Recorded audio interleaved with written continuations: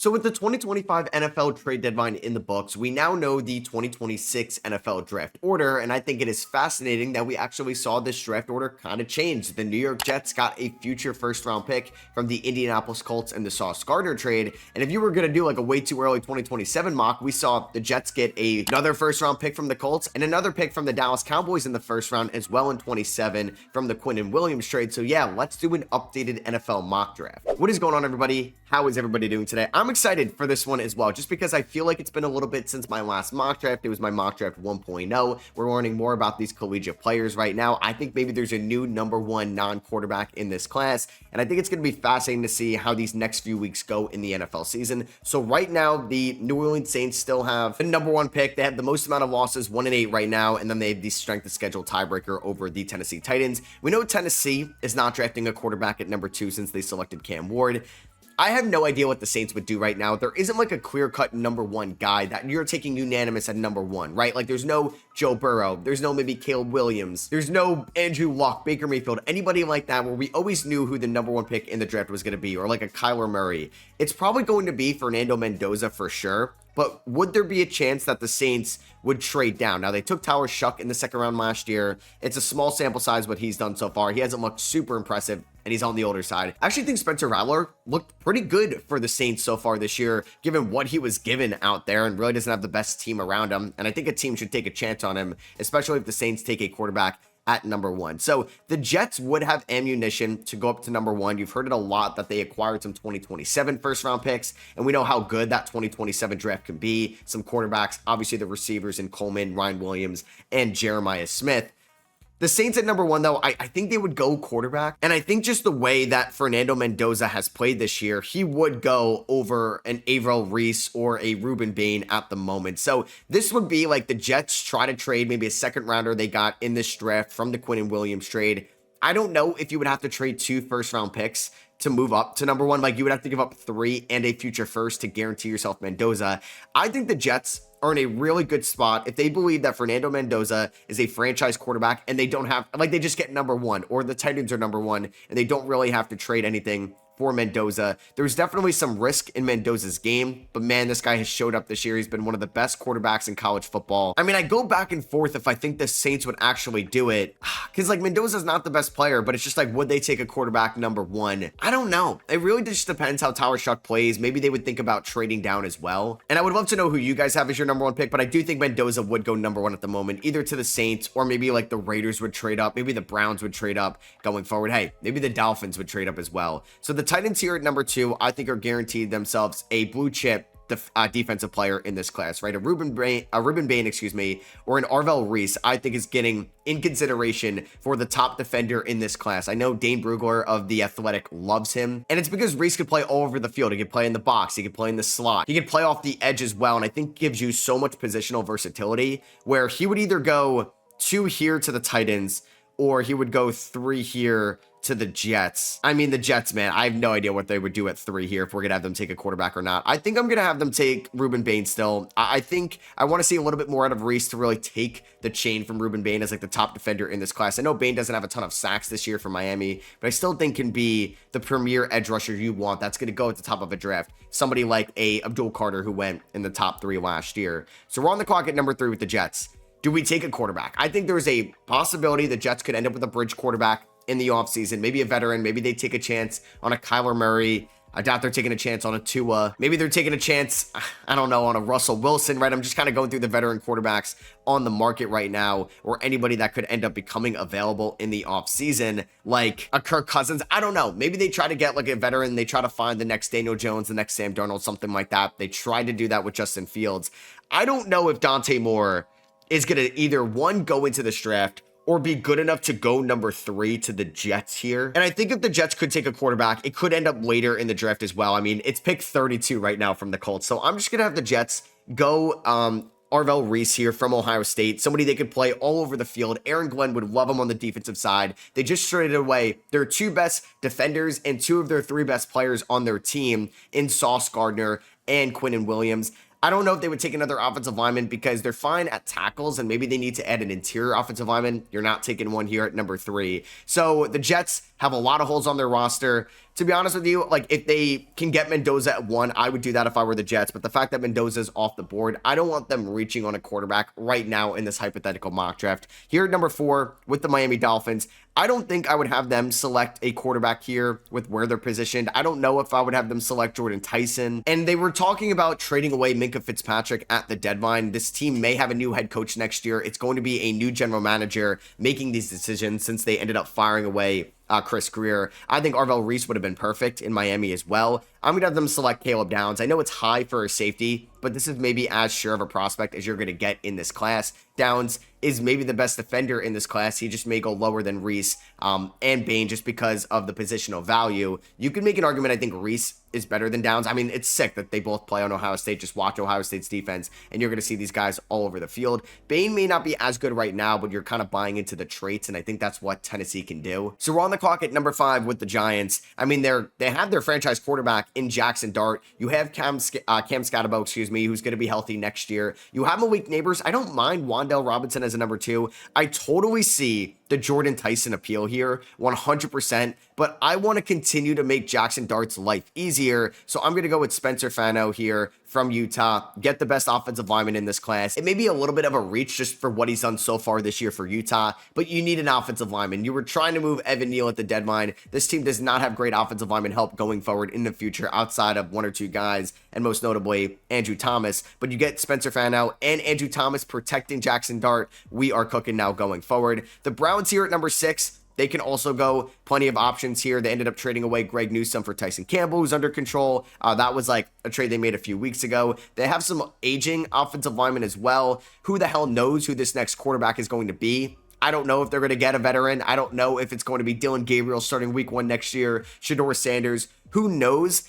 I just don't know if they're going to take like a Dante Moore or a Ty Simpson here at number 6. I guess it just really depends on like if Kevin Stefanski has one more year as the head coach. And if so, I think they would maybe go quarterback. I do. I think they're a team that's so desperate right now. I just don't know if Dante Moore is going to be in this class. So that's why I may have him go a little bit lower. But I think Ty Simpson may end up winning the Heisman this year in college football. So I think the Browns would kind of buy into that, and they would take him here at number 6. He doesn't really inherit the best situation. Now, he has a good running back in Judkins. Like, you have Batonio, you have Conklin, you have Teller, you have some aging offensive linemen that can still be serviceable. I would like them to maybe take another offensive lineman in this class. Maybe with Jacksonville's pick at 19, we'll do that. I mean, Judy, Tillman, Njoku, Fannin, it's not the worst wide receiver options in the world. Obviously, if they could have had a Jordan Tyson, that'd be sick. But I will say that's going to be very tough to do. So we're on the clock here with the Raiders at number 7, a team that probably also needs a quarterback. I don't think Geno Smith is going to be on this team next year. And this team tried to sign Christian Wilkins a couple years ago. It didn't work out. There were talks they could end up moving Max Crosby. I'm going to have them select Peter Woods, another safe prospect in this class from Clemson. Definitely the best interior defensive lineman. And I think he's a little bit better than what Mason Graham was a year ago. I know Clemson isn't going to be playing in big games, maybe like we expected going into the year. So the Bengals here at number 8, it's either offensive line or defense. This team it's the worst defense in the league. It's up there with the Dallas Cowboys. They traded away Logan Wilson. Is Trey Hendrickson going to be on this team next year? They kind of whiffed on the Miles Murphy pick. Shamar Stewart hasn't been like great for them this season. And I think this team could end up going TJ Parker from Clemson or Keldrick Falk from Auburn. I think it's one of those two guys right now. I'll have back-to-back Clemson picks, but I could definitely see them buying into Keldrick Falk from Auburn. So we're on the clock here, number 9 for Washington. Another team that could probably use some offensive line help, some DB help. Maybe they just end up going best player available. Maybe they think Jordan Tyson is going way too low in this class. Deebo Samuel's getting up there in age. Terry McLaurin has been banged up this year. I mean, we saw the Tampa Bay Buccaneers add Emeka Buka when they already had Godwin, McMillan, and Mike Evans. I could totally see the vision in taking Jordan Tyson here. But this team also needs to add guys on the defensive side of the field. They're getting so old there. They can't rely on Bobby Wagner and some of those old guys for much longer.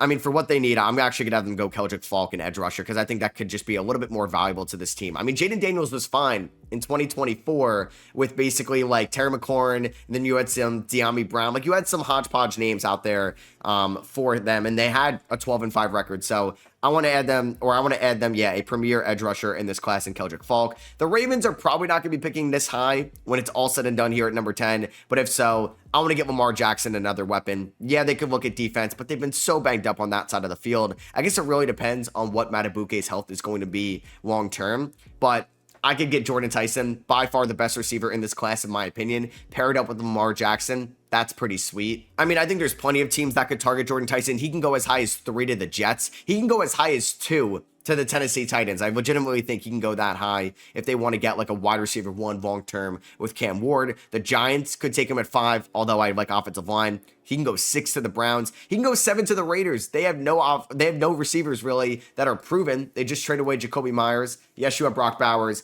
but like Besh, Thornton, those guys are unproven. Trey Tucker is like okay right now.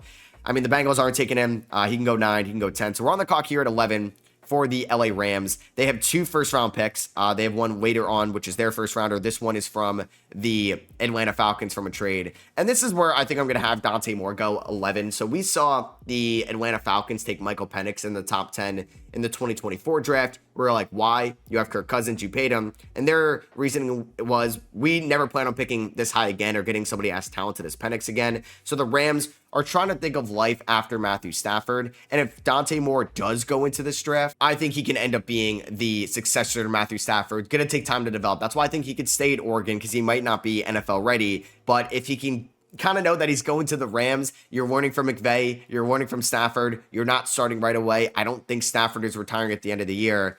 I kind of love that going forward for the Rams, if they can kind of have Dante Moore develop in the NFL. So we've already had 3 quarterbacks go. We had Mendoza go 1. We had Ty Simpson go 6. We had Moore go 11. Who knows if we're going to have any more quarterbacks go? I mean, the Cardinals might look for a quarterback as well. I mean, Kyler Murray's out for a while. He's on the injured reserve. I don't know if he's definitely hurt, but like, it seems like they were ready to give Jacoby Brissett the keys anyway. I think they would be a great Jordan Tyson team. Could they take Mekhi Lemon? Could they take Cardinal Tate out of Ohio State? But I'm going to have them take Francis Maigoa here from Miami. They need offensive line help going forward, whoever their next quarterback is going to be. I don't know if Jonathan Gannon is going to be here going forward.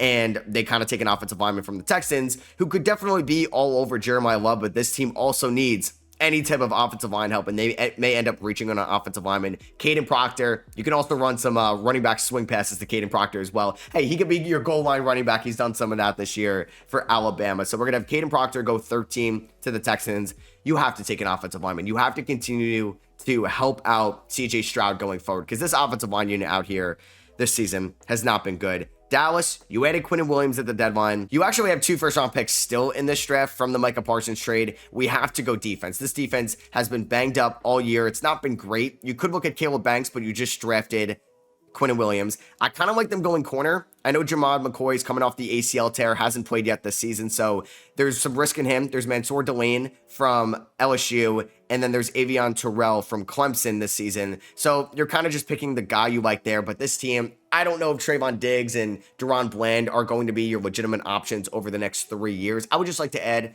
another name in that secondary, and I'm going to have them take Mansour Delane here, maybe Morris Claiborne 2.0, the LSU corner. So we're on the clock, 15 for the Minnesota Vikings. I don't know if I want to do it, but I am very intrigued about adding Jeremiah Love to Kevin O'Connell's offense. Jordan Mason signed a 2-year deal, but like, is he going to be your long-term RB? Aaron Jones is getting up there in age. I like it, but they also could look to add another defensive player. I don't know if they would take an offensive lineman here as well. So I'm just going to get another weapon to the Brian Flores defense. I'm going to have them take Jamad McCoy. Maybe not the biggest need right now in the secondary, but like, is Isaiah Rodgers going to be a consistent guy for you long term? You don't know. And McCoy probably would go a little bit higher without the ACL tear. And that's like the big thing for him. I mean, he tore it in January of 2025, so we're not too sure if he's going to end up playing this year for the Volunteers. On the clock, 16 for the Carolina Panthers. I actually think they're O-line has been pretty good this year, so finally maybe don't have to address O-line here. They definitely need to take any type of defender, in my opinion. And I'm going to have them take David Bailey of the Texas Tech Red Raiders. Get another pass rusher out there with Nick Gordon, who's been good this year, and Derek Brown on that defensive line going forward. And Bailey, maybe just kind of positional value there. Maybe you could end up going corner as well. Yeah, receiver. I mean, I'm not sold on like Leggett or Coker as the long-term 2 next to Ted McMillan, but I just don't think the Panthers, they should take defense, in my opinion. So we're on the clock here at 17 for the Chiefs. God damn, I really want to take Jeremiah Love for this team. They need some type of playmaking running back. Now, I don't think the running back class is like as good as it's been in years past. Now, there's going to be guys that are going to show up. Not a lot of people love the 2024 running back class, and Bucky Irving was a great find like later in the draft. And there's going to be guys that are going to be good. Maybe it's one of the Penn State guys. Maybe it's Jadarian Price, like the number 2 at Notre Dame. So like, is it worth it to take a running back this high at 17? Especially the last time you took a running back in the first round and Clyde Edwards-Helaire, it really didn't work out. I mean, you have some guys getting up there in age on the defensive side of the field. The offensive line maybe can look for an addition as well. I think I'm going to have them go Avion Terrell here at 17, and another corner in that secondary with no Williams and Trent McDuffie going forward. Take a running back on day 2. You don't have to do it in round 1. And maybe it's just because I want to see it for the Bears in Ben Johnson's offense. I think I mocked him last time here as well.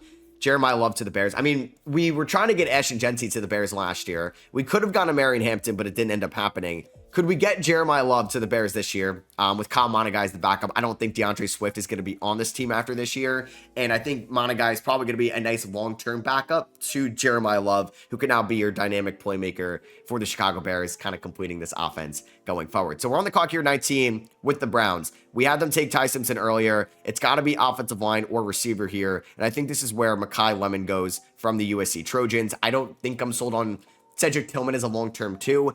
Jerry Jeudy, I think, is like a good number 2 as well. Those guys have been banged up this year. I'm going to take Mekhi Lemon here with the Jaguars pick. So that is like also from the Travis Hunter trade. You could look at Carnell Tate. You could look at Denzel Boston, Casey Conception as well in this class. So one of those guys, whoever you prefer. The Steelers at 20. Oh man, I've seen so many mocks of like Lenore Sellers. The Steelers can't do that. Sellers is way too much of a risky prospect to take at number 20. Last time they took a quarterback at number 20 was Kenny Pickett, or at least in the first round. It was around the range at number 20, and it didn't work out. It seems like Rodgers may play for another year. I don't know how you feel about taking like a Sorsby later on, a Klubnik later on, an Aller, a Mateer, Nussmeier, like one of those guys in round 2 or round 3 as like a backup that can compete with like Will Howard going forward, maybe. But I think you want to add maybe another playmaker to this team. Carnell Tate, I feel like, should be a Pittsburgh Steeler if he's on the board. Last year, they traded for Metcalf. I like Calvin Austin, maybe more so as a number 3. Roman Wilson really hasn't shown much for this team, and they really haven't gotten much wide receiver 2 production this year outside of a little bit of Calvin Austin. So Carnell Tate to the Steelers at number 20, assuming Aaron Rodgers is going to be back for another year.